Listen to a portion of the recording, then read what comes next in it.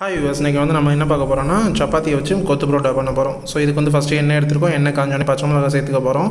பச்சை மிளகா சேர்த்துட்டு லைட்டாக பொரிஞ்சதுக்கப்புறமா வெங்காயம் சேர்த்துக்க போகிறோம். 2 பெரிய வெங்காயம் எடுத்துருக்கோம். நம்ம பெரிய வெங்காயம் போட்டு நல்லா ஒரு கோல்டன் ப்ரௌனாக வரட்டும். ஸோ இதோட நமக்கு தேவையான அளவு உப்பு சேர்த்துக்கலாம். உப்பு சேர்க்கும் போது என்னென்னா வெங்காயம் நல்லா பொரிஞ்சு வரும். அதோட அப்படியே நம்ம தக்காளி சேர்த்துக்க போகிறோம். தக்காளி நம்ம 2 தக்காளி எடுத்துருக்கோம். தக்காளி வெங்காயம் இதெல்லாம் நல்லா வதங்கட்டும். அதுக்கப்புறம் நம்ம ஸ்பைசஸ் சேர்த்துக்கலாம்.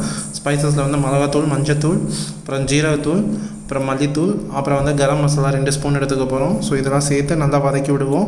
ஸோ அப்புறமா லாஸ்ட்டாக நம்ம கொஞ்சம் பெப்பர் பொடியும் சேர்த்துக்கலாம். பெப்பரை சேர்த்து நல்லா காரத்துக்காண்டி பெப்பர் சேர்த்துக்க போகிறோம். உங்களுக்கு தேவைப்பட்டால் நீங்கள் சேர்த்துக்கோங்க, இல்லைன்னா தேவையில்லை. ஸோ நாங்கள் பெப்பர் கொஞ்சம் லைட்டாக சேர்த்து நல்லா மசாலா கிளறி விட்டு நல்லா இப்போ வதங்க விட்டுருவோம்.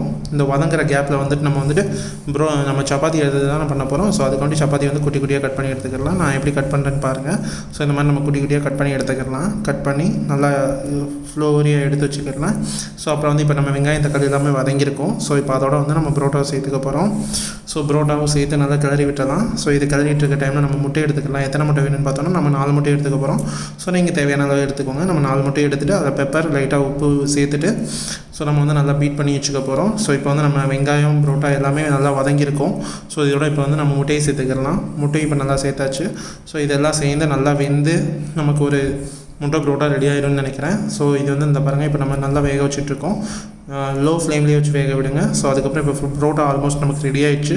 இப்போ நம்ம மல்லித்தலை தூவி விட்டு அப்படியே கீழே இறக்கிடலாம். இப்போ நமக்கு தேவையான kothu parotta ready. Thank you for வாட்சிங். Subscribe our channel.